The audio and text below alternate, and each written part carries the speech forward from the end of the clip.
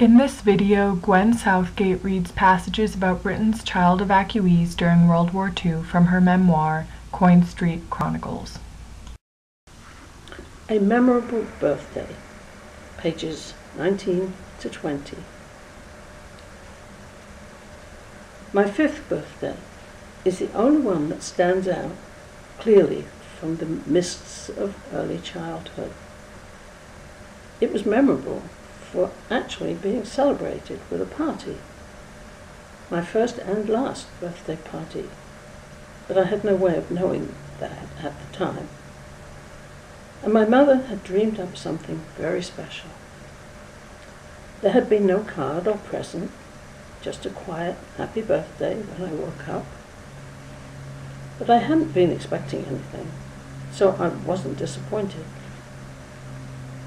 The first surprise came after breakfast when Mum said, "You know, Gwen, I've been thinking. This afternoon, while the boys are having their nap, you could have a little birthday party if you'd like." If I'd like?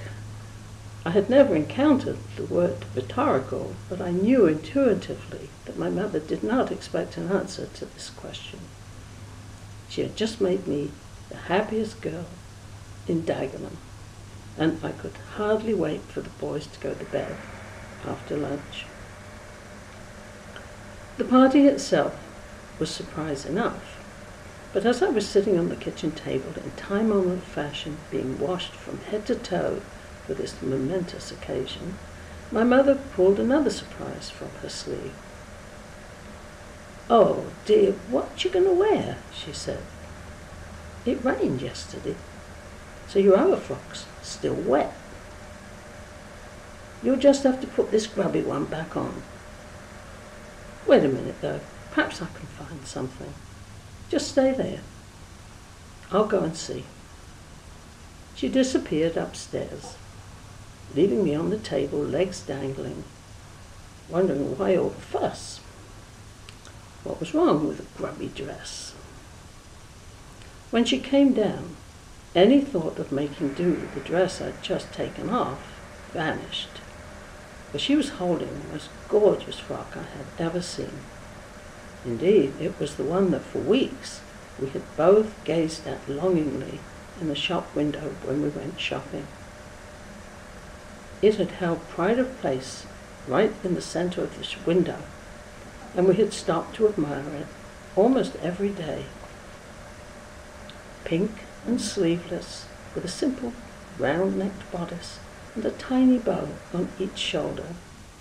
Its glory lay in row after row of gentle frills that rippled down to the hemline of the skirt.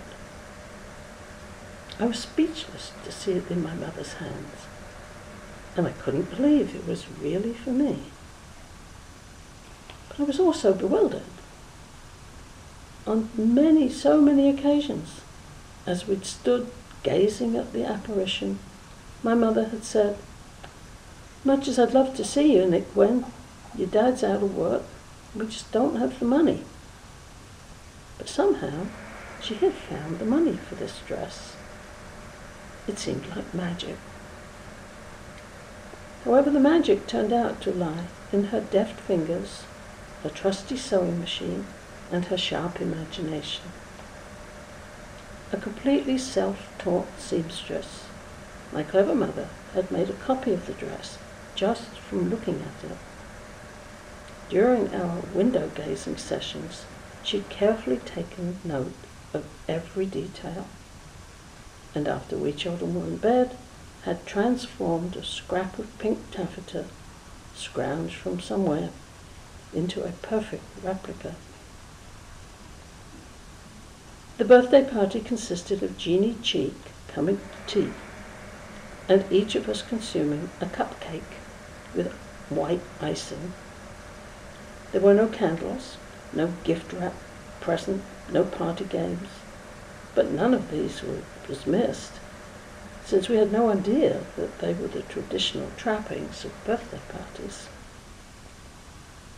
My first encounter with gift wrap was the embarrassing absence of it on the gifts that I gave to my husband's family the first Christmas I spent with them. They kindly pretended not to notice, but I longed for a convenient hole to swallow me up. However, at age 5, I was blissfully unaware of such niceties.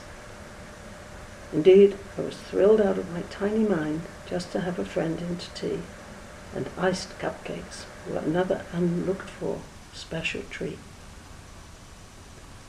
On that afternoon, the afternoon of my 5th birthday, wearing that glorious pink frock and eating a cupcake with my friend Jeannie, I felt like a princess and knew for the first time what it meant to be on cloud 9.